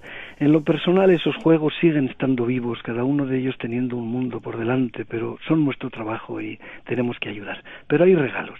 Aquí lo más importante es que en el 2012 se cruzan dos tiempos: el tiempo ilusorio y el tiempo real, el tiempo galáctico. Es una cruz, el tiempo horizontal y el tiempo vertical. Y es eso lo que permite saltar la envoltura de la Matrix a la que estamos sometidos. Tenemos implantes que nos impiden conocer el tiempo real, conectar con el ser, establecer justo una comunicación directa con los hermanos estelares, sentir el amor. No son solo bromas, realmente hay limitaciones detrás del corazón, en los chakras, de aquellos que manipularon nuestra genética, que crearon estas condiciones para evitar nuestra libertad. Y ahora, ¿qué sucede? Pues que hay un hecho físico con implicaciones metafísicas, que es el paso por la banda de fotones, que en realidad debiéramos llamar de partículas adamantinas, cada una compuesta por 144.000 fotones. Pasamos por un momento físico importante en la Tierra y se cruzan dos tiempos. El tiempo del ser, que es ilimitado, eterno, que no puede ser condicionado por calendarios, y el tiempo ilusorio lineal al que estamos acostumbrados. Y la oportunidad de que esos dos momentos se junten y saltemos los límites de los condicionamientos a los que estamos sometidos es importante. Es decir, el 2012, 2013 en el calendario maya, es el comienzo de la ascensión, no el final. Empieza un proceso que durará siglos, pero ciertamente lo humano ha de quedarse aquí. Las emociones humanas, los problemas, las emociones negativas, todo eso, todo lo que cortocircuita la relación, los pensamientos entre los seres humanos, tiene que quedarse aquí. Así que hablamos de amor, de la conquista más dura y más salvaje de todo lo que los guerreros tenemos que hacer. Amor incondicional significa amar al asesino igual que a tu hijo. No hay ningún tipo de paliativos. Así, no puedes distinguir entre los seres. No puedes distinguir el amor por el ser, por el alma, por el espíritu, y el sol que brilla detrás no puede ser comparativo a unos más y a otros menos. Eso es el camino que todos los grandes maestros han recorrido, y es lo que tenemos delante. Así que la Tierra ha decidido ascender. Es libre, es consciente, y ella ha decidido ascender. Y nosotros, si la acompañamos y nos limpiamos de lo que nos pesa, pues acompañaremos su camino.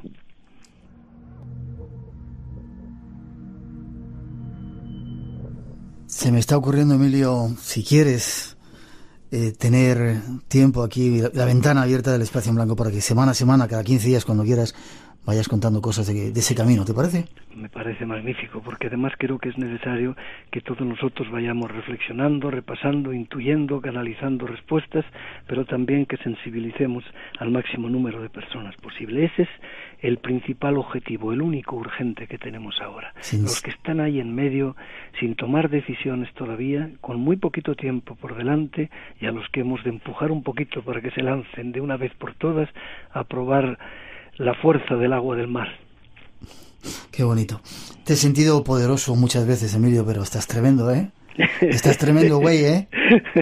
Estás tremendo, güey. Es todo un piropo que lo acepto de un buen amigo. Sí, señor. También contigo, porque has hecho mucho trabajo todo este tiempo y de lejos te he seguido. Creo que, como has dicho, entre los que estamos ya en este juego, debemos mantener una comunicación constante. Así que tú mismo, en otro momento hablamos para poder continuar en la relación así semana a semana o cada 15 días, o empezar cada 15 días y luego ir según pasa el tiempo cada semana. Será un placer.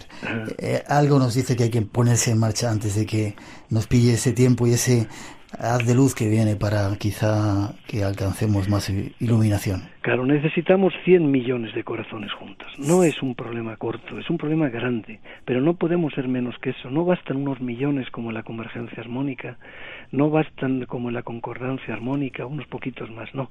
Esta vez hemos de reunir 100 millones de conciencias para traspasar y romper la cúpula de la matriz que nos tiene condicionados, de la cual no sale nadie. Nadie sale, aunque conectes con la fuente, aunque conectes con el espíritu. Nadie sale. Esta es la oportunidad de este tiempo, que podemos hacer estallar con la ayuda de esos seres invisibles que nos acompañan siempre, almas ascendidas, almas liberadas, con la ayuda de la sabiduría indígena que ha guardado las claves de este tiempo y con la ayuda de nuestra propia presencia y la radiación del corazón que hay en nosotros, podemos acabar con la mentira, acabar con lo que nos tiene siempre hipnotizados aunque nos parezca estar liberados y nos hace volver una y otra vez aquí a través del camino de la muerte, de la mentira de la muerte. Ya no es necesario olvidar, ya no es necesario perder los recuerdos. Ya tenemos recuerdos de otras vidas, ya no necesitamos más morir. Tenemos realmente que afirmar la muerte ha muerto y demostrarlo prácticamente.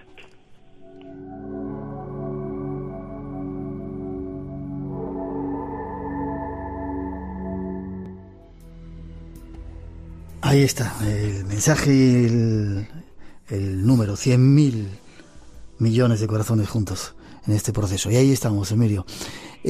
Vamos a hablar ahora en privado y vamos a preparar, sabes que estamos a tus órdenes, pero si alguien quiere conocer más, página, forma de contacto con vosotros, contigo, con la escuela. Bueno, yo hoy mismo termino una carta para el 2013 para la página web que es simplemente emiliofiel.com. Uh-huh. Y realmente ahí está la escuela y ahí está el trabajo de Liuramae, que es donde estamos aquí en Borja, y hay luego ya pues un par de links que unen a la propia página de Liuramae y a la página de Danzantes Concheros Hispanos.es, que es la que tenemos para la tradición conchera que llevamos adelante. Uh-huh. Emiliofiel.com, Danzantes Concheros Hispanos.com también. Pues un momentito que te lo digo en un instante. Danzantes Concheros Hispanos. Sí, ya tendréis que probar ahí lo que es. Que lo busquen porque seguramente pinchando en Google sabe. Ya está, punto es, perfecto. Perfecto.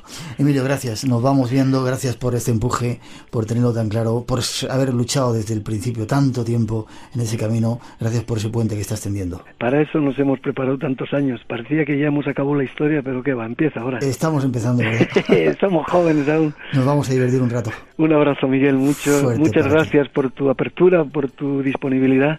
Estaremos juntos tiempo. Si Dios quiere, gracias por tu impecabilidad. Nos vemos pronto. Gracias. Hasta pronto.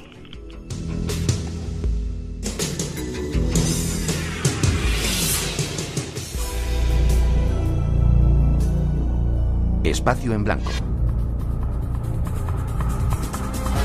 Todos los viernes y sábados de 2 a 4 de la madrugada. Dirigido por Miguel Blanco. Entra en el mundo del misterio. 2:37 en las Islas Canarias. Seguimos en directo, esto es Radio Nacional de España. Este es el Espacio en Blanco.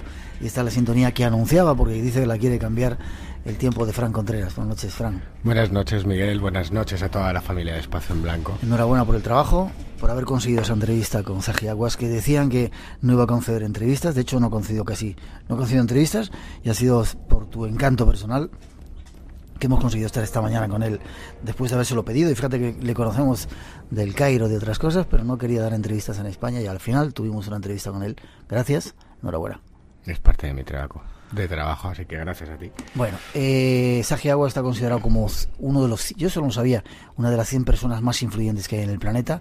Yo me he dado cuenta en Egipto, de repente vas a su oficina, cuando estaba antes en otro sitio, te firmaba, perdón por la expresión, en un papel, un papel higiénico, no sé, escribía 4 garabatos, se los enseñabas a cualquier árabe inspector de la meseta de Giza o de cualquier otro lugar y te dejaban entrar hasta en las entrañas de la pirámide de la Esfinge, donde quisieras. Tiene un poder increíble. Tan increíble que el 17 de septiembre del 2002, cuando ese pequeño robot, Pyramid Rover, se introdujo por el canal de ventilación de la Cámara de la Reina y taladró la losa. Posteriormente hubo una rueda de prensa y hubo 2 periodistas que le preguntaron que por qué hizo coincidir ese programa de televisión, esa expedición con la fiesta del Yom Kippur judía, y fueron inmediatamente expulsados por 4 guardaespaldas que daban miedo. Yo me refería a otro tipo de poder, es decir, que controla y realmente es muy influyente. En este momento nada se mueve en Egipto que tiene que ver con descubrimientos. Es un país que va a dar muchos descubrimientos y estuvimos con él. Y esto lo que nos contó es un extracto, más que una entrevista, son una serie de declaraciones, pero altamente explosivas, de ser cierto lo que cuenta. Escuchar, es una invitación muy exclusiva del Espacio en Blanco, gracias a Fran. Ahí vamos.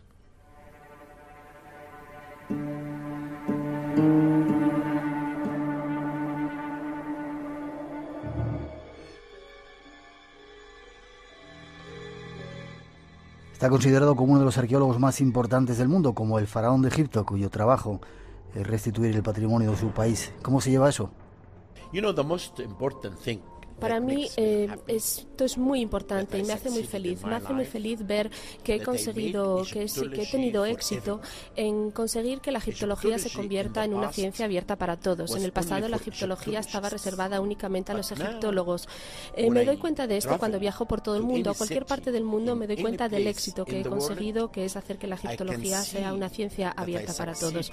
De este modo he conseguido hacer que los faraones recuperen sus corazones y ocupen el lugar que les corresponde, y para mí esto es un gran éxito y me hace sentirme muy feliz.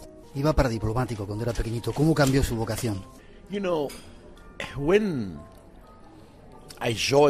Sí, intenté ser diplomático. Este intento empezó en el año 1967, pero bueno, al final lo dejé, y ahora me doy cuenta de que me he convertido en una especie de oficial, de funcionario. Soy también diplomático, soy egiptólogo, soy aventurero y soy arqueólogo. Es decir, combino todo lo que yo siempre quise hacer en mi vida en un único trabajo. Y lo más importante para mí, sin duda, es que vivo con los faraones. Yo siento que no vivo con la gente, con las personas de hoy, sino que vivo con los faraones. Y esta gran emoción que yo siento cada vez que realizo un descubrimiento me convierte en un hombre muy muy feliz, y cada minuto de mi vida es un minuto en el que yo siento una gran felicidad de poder vivir y convivir con los faraones. ¿De dónde surge tanta pasión y dónde está la famosa camisa azul que siempre lleva? Because I'm not excavating in Madrid. Bueno, pues yo no llevo mi camisa azul porque no estoy haciendo ninguna excavación en Madrid. Ese es el uniforme que yo utilizo cuando hago las excavaciones, y también el sombrero que utilizo, que es un sombrero como este. Hay una línea de ropa que se está empezando a vender en Nueva York y que se va a vender por todo el mundo, que representa el uniforme que yo llevo cuando hago las excavaciones, y esto es algo que me hace muy feliz. En el club de fans, que ustedes pueden encontrar información sobre este club en mi página web, se encuentra, vemos que hay un montón, hay miles de niños en todo el mundo, en Estados Unidos, en Europa, que quieren ser arqueólogos cuando sean mayores. Este deseo de estos niños ha hecho que yo escribiera un libro para niños que se titula Cómo llegar a ser arqueólogo. Ahí proporciono consejos sobre cómo llegar a esta profesión. Y quizás, quién sabe, algún día, como resultado de esto, surja un Hawass en España, en Estados Unidos o en cualquier otra parte del mundo. Or any place in the world. El 2011 va a ser un año muy importante. ¿Qué nuevos descubrimientos esperan? El año 2010 y 2011 van a ser años muy importantes en cuanto a descubrimientos. Lo que espero descubrir es revelar los secretos que se encuentran detrás de las puertas de la Gran Pirámide, y también descubrir la tumba V64. ¿Qué hay dentro de la Gran Pirámide todavía sin descubrir? ¿Y cuándo se va a meter ese nuevo robot? El robot se va a introducir dentro de un mes y va a estar dirigido bajo la supervisión de un equipo de la Universidad de Leeds en el Reino Unido. Lo que yo creo es que dentro de la Gran Pirámide, de Keops, se encuentra la cámara mortuoria de Keops.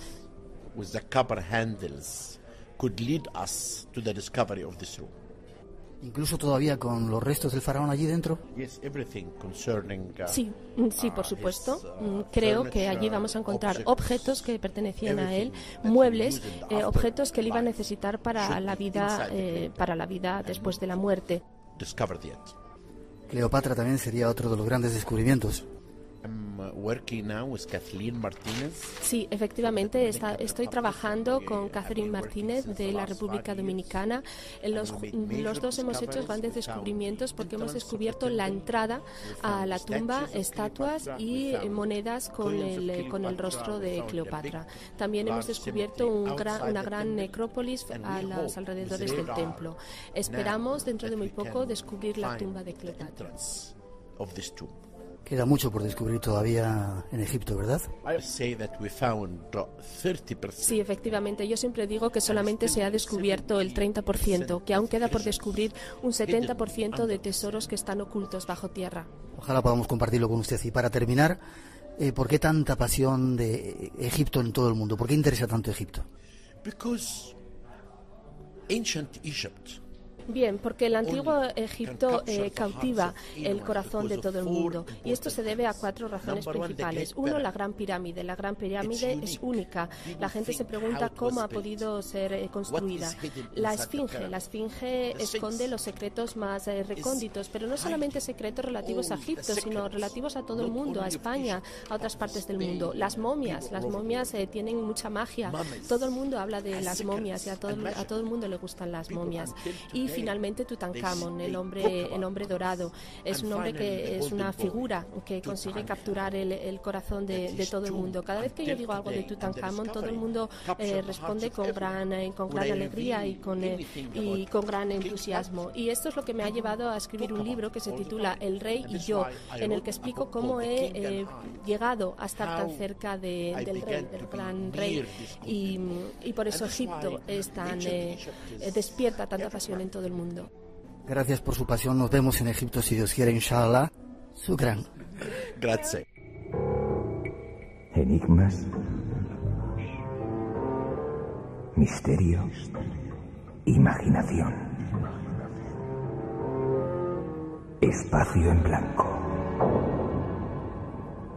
Eran las declaraciones en exclusiva para el Espacio en Blanco de Saji Aguas.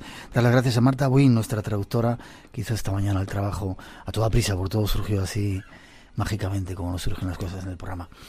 Habla de 3 cuestiones, entre otras muchas, ¿no?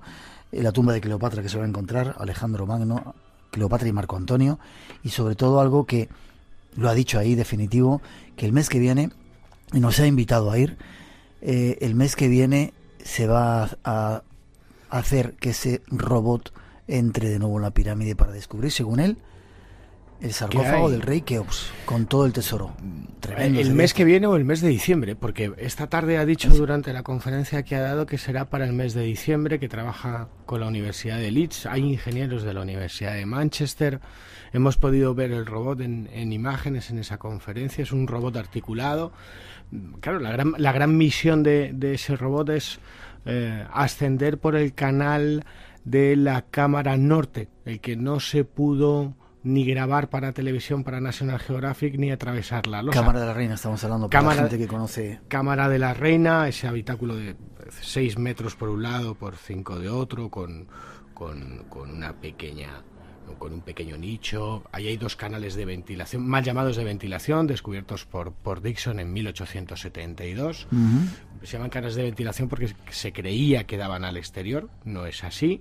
Allí en 1993, en el del lado sur, Rudolf Gattenbrick, un ingeniero alemán, introdujo un pequeño robot, el U-Boat, el abrecaminos, descubrió una piedra a 65 metros de distancia, con 2 pomos parecidos al bronce o al hierro, bronce en este caso.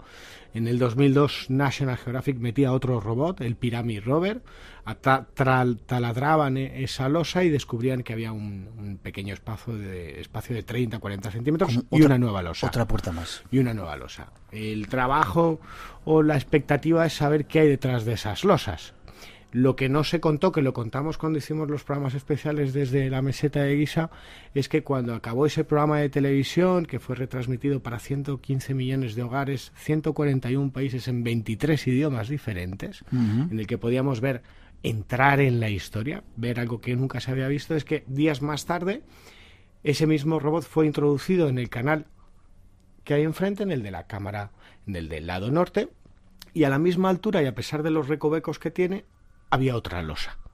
Es decir, se cumplía una misma estructura, es decir, tenía una intencionalidad, algo había ahí. No son las únicas cámaras por descubrir. En los años 80, un equipo de franceses, en el corredor de 28 metros que da acceso a la cámara de la reina, encontraron otro corredor paralelo por los análisis de radar. De hecho, hay una serie de garfios, todo aquel que haya entrado, si se fija, a mano derecha hay unos garfios de esas pruebas. Y habría incluso más cámaras por descubrir que no sabemos lo que tienen. Lo importante es lo que hemos escuchado. Él está convencido de que puede estar la tumba de Keops. Fíjate, eso es lo que dice ahora. ¿Te imaginas que estuviera? Sería tremendo, ¿eh? Un descubrimiento. Sería una gran noticia. Revolucionaría el mundo antiguo, la arqueología y la concepción que teníamos de las pirámides. Mira, en el 2002 decía lo siguiente en la rueda de prensa. ¿Vas a ser malo? Sí, un poco malo. En el 2002 decía lo siguiente: hemos descubierto una nueva losa. Ahora hay que ir con mucho cuidado. Pediremos a National Geographic que coopere con el descubrimiento de más misterios, cosa que la relación se ha acabado. Es una prueba inequívoca de que los canales esconden un gran misterio, porque si no, los constructores de las pirámides no se habrían preocupado tanto en dificultar el acceso. Estamos convencidos de que las puertas ocultan algo de gran valor. Una estatua, papiros e incluso un objeto de gran valor que permita desentrañar los arcanos de la pirámide. Eso decía en el 2002. Pero hoy nos ha dicho a nosotros que está convencido que se va a encontrar el sarcófago del Keops. Exacto. Y su tesoro, decía también. Exacto. Lo cierto es que yo esto es una teoría muy personal. Cuando pude cubrir el evento de National Geographic, antes de aquel 17 de septiembre habían introducido el robot 8 veces. Sabían perfectamente lo que había en ese canal, sabían perfectamente lo que se iban a encontrar detrás de la losa. Y yo estoy absolutamente convencido que lo hagan el mes que viene o que lo hagan en diciembre. Ese robot ya ha grabado todo lo que hay en ese canal, lo que hay detrás de la losa, y estoy completamente convencido de que nos dirán lo que ellos quieran contarnos. Bueno, lo que supongo, si se descubre el sarcófago de Keops, lo darán a conocer. ¿Qué se ha descubierto auténticamente dentro de la pirámide? ¿Qué hay físico aparte de la piedra? Hombre, habría cosas muy interesantes. Hoy ha dado la conferencia, esta mañana teníamos esa entrevista en exclusiva. Ayer en la rueda de prensa, yo no sé si por encanto, porque le apreté un poco las tuercas, le pregunté sobre varias cuestiones. Una, la posibilidad de datar materiales que hay en esos canales de ventilación y que a día de hoy no sabemos si se han extraído. Dentro de esos canales había una bola de granito, un garfio con un pequeño mango de madera y una vara de madera, posiblemente una vara que sirvió como medida de longitud. Para medir.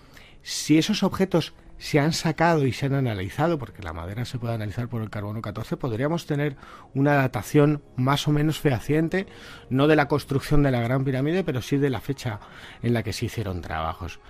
Ahí hubo silencio a esa respuesta, y hubo silencio a otro trabajo. ¿Existen galerías en la meseta de Giza que descubrirían o que darían a conocer grandes descubrimientos? La contestación fue rotunda.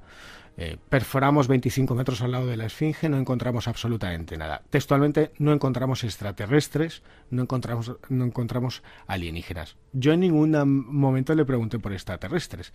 Lo que sí quería saber era si en el pozo que hay en la calzada que une la pirámide de Kefren con el templo de la Esfinge, conocido como el templo el pozo de Osiris, donde estaba cubierto de agua y hace unos años se sacó toda esa agua y se encontró un gran sarcófago, había conductos que se unieran con la Gran Pirámide. Esa es la teoría. Algunos dicen que incluso hay canales que van desde la Esfinge hasta la Gran Pirámide. Exacto. A día de hoy todavía no se sabe, porque han metido microcámaras, los túneles siguen, los conductos siguen, pero está todo muy embarrado, con lo cual tampoco sabemos realmente si nos están contando todo lo que nos quieren contar.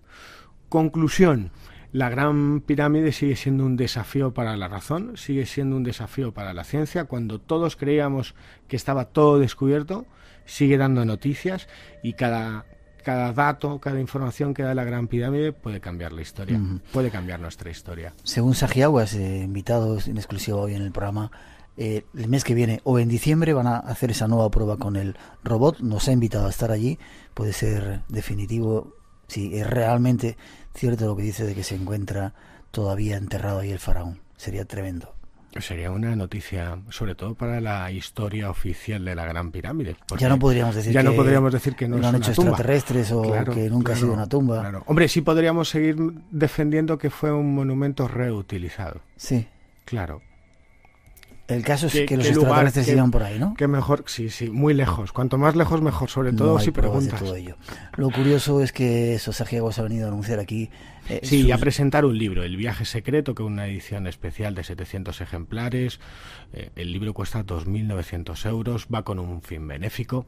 Le dio un libro a la reina Sofía, amante de todos estos temas. Seguramente doña Sofía tendrá información privilegiada que nosotros no tenemos. Bueno, hemos sacado mucho más que otras cosas que ha dicho nosotros, o sea que... Porque a nadie le ha dicho que lo que se espera encontrar dentro es el sarcófago del rey Keops. No. Habría otra teoría, que es la del ingeniero alemán Rudolf Gattenbrick. Él sostiene que lo que se va a encontrar ahí es a la madre de Keops, no a Keops. ¿Sí? Sí. Bueno, seguiremos hablando. Sea cual sea, es un notición. Cierto.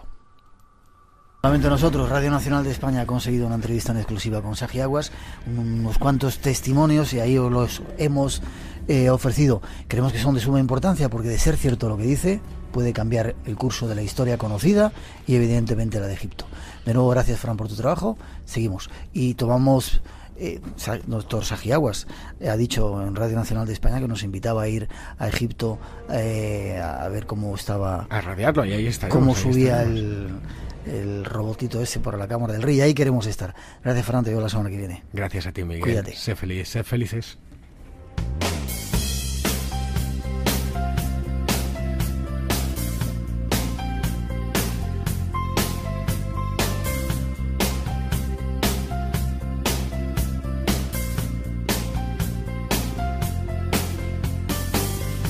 Tenemos que terminar. Teníamos un concurso. Los ganadores son Elena Allende Berzosa de Murcia, Susana Cañada Gil de Zaragoza, Pedro Salvador de Guipúzcoa, Joaquín Márquez de Huelva y Edgar Pérez de Gerona. Enhorabuena. Gracias a todos los que habéis llamado. Centenares de llamadas. Habrá más concursos. Recordar ese programa que tenemos para el día 10, 9 madrugada al 10. Queremos hacer un experimento de regresión el sábado madrugada al domingo. Un experimento de regresión. Así que si habéis vivido algún tipo de experiencia extraña, comunicárnosla, que queremos que vengáis a ver el programa. Hay un teléfono que podéis utilizar durante toda la semana a cualquier hora, contestador automático 91-346-1055, 91-346-1055. Nos contáis la historia, dais vuestros datos y seréis bienvenidos al programa. Disfrutar del otoño. Mañana os queremos descubrir un tesoro y otros temas apasionantes aquí en el Espacio en Blanco. Y ahora os dejamos hasta los 4 con un poquito de nuestra mejor música y la invitación de que sigáis en nuestra sintonía aquí en Radio Nacional de España. Ha sido un placer, nos vemos mañana. Disfrutad de la música.